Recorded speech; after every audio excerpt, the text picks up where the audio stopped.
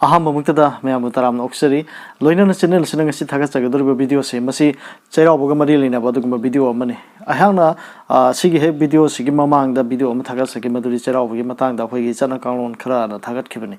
Tagat Kibu the Hogi Kontong Wang, but the Hogi Salu Fatopuse, Masigi Matanga. Kari Maron the Hariga Kamina, Karam Koyam, going to Mother Lairol though, and the Habiu Hydra come in the Mampire. I give other video to your hold of Hibitare. Aduna Madu Matang the Khara, may Anderson Tamzaget of Zabani, Khara the Kuyona and Hibitare, Sigi video say Lairol say. Adabu, Mayan Hambir putting Matungina, Massima Tagalo, the Viati Hydra Kanzaraga, Togzarapani. Adu Sigi Lairol some Matanga, Masigi Matanga in hygienic body. Akoina cut cutter with Saluxa, Masi Karim Karambalai, the Kalibano, Karam Karambalai, Gitado, even Habduma, Yam Tangai for the Naduma Kangaga, Akoina Laimo Koramatum, the Mikadumako like Koramatum, the Hogi, Lies Shamai Koram Gadabni, Shamai Hagat of Nihabigi, Karigum Lative. I get a more power for the minor color Koram Navang Actaneva, Adubu Kari Laino. Karamba lie no have somebody a queen of Kangbo Matotai. Adugi Matungina Quina the mine Quirambani.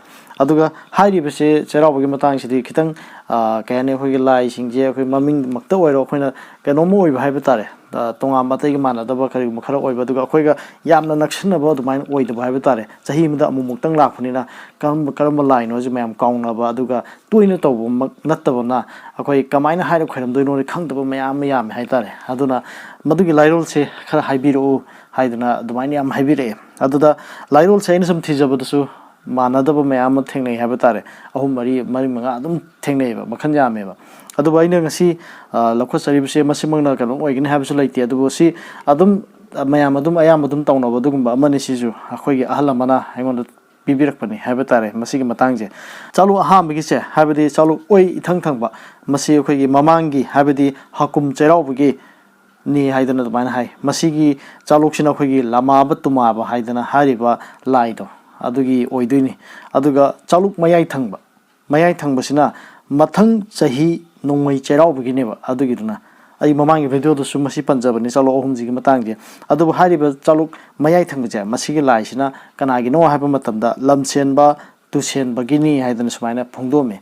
Aduga Chaluk Yet Tangba. A home simmering the quadig yet tangudo, Madonna Kumsi Cherauba, Habit Handaki Cheraubaze, Masigi never, Madu Salukto.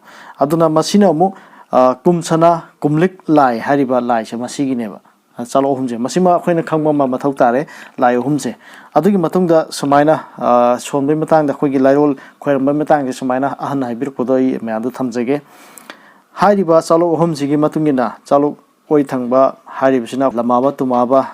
Nahakini aduga mayai gisina lamsemba tu semba adigi ye thangbasina kumchana kumlik lai nakhoi ahumna kachariba tara chaluk sing asi hana phangbiyu chaluk ahum dagi khara khara phoiraga habadi sina mo khoi somante go khoi da takpani chaluk ahum sidagi khara khara lauraga hanu kokchau hanu lekham khunda hanba aduga atop hapsale lairak sathauba khongba lalumba ko Nakoi Punamaki, Nafamda, Kumsi Kumza, Kumhonaba, Taja, Nahonaba, Sajibu Lagan Taibanamid Asida, Nakoi Punamaki, Natsinjak, lining to Ipana Pirabani, Asicharaga Chatlo, Nahan from the Hankro, Nate from the Tekro, Aigi Imungi missing Ama, Natraga Ani, Natraga like the Habitare, among a mother lady by me missing the Pandini, Aduga Maming Matasing Ado, Matamana in Haide, Handigi, Angang Habitarico, Atom Boy Kadoja, Sahidi Matungini Yanga, Matamana, Maming Chile Palani, Aduga, Asishopiaro, Haidana Sumina, Haidini, Aduga, Lai Taret, Matang Chinglaga, is Haram the Lotion Ganihai. Habidi Chaluk Tarani, Targa, Haribasi, Kogi Lairun, Matik to Mahirani, Haraba Matungami Machine Palani, me Machine Maming Mata Hirani, Aduga, Haribasi Panbalu, Kandas, Chakai, Tareching of Mohabani. Sing or Habani, Adu Isharam the Loshalo Habani, Adu Kanagumna, Isharam the Horgadum the Loshalo, I never saw, I do not see Matanje, as you can some of the other Isharam the Losham, Kitan Chungudran, Kalagay Mandum Tamzabani, Aduga, Kumai Kum, Kumai Tek, Kumai Tingna, Tingabani, Asum Hidam Laga, Hanna Yanglamdana, Janglakadabani Hidanas, Mina Pungde.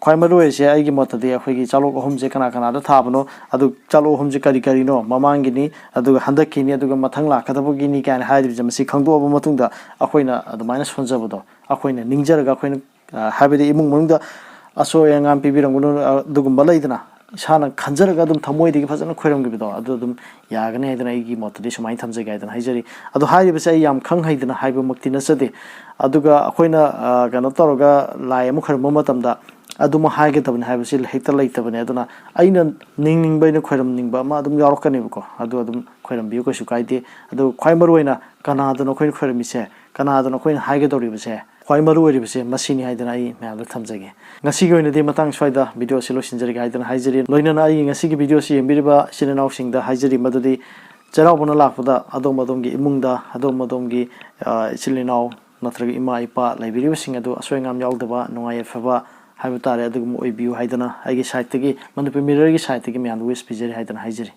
ngasigi oinadi matang swaida losinjari kanglaipa imana yai fare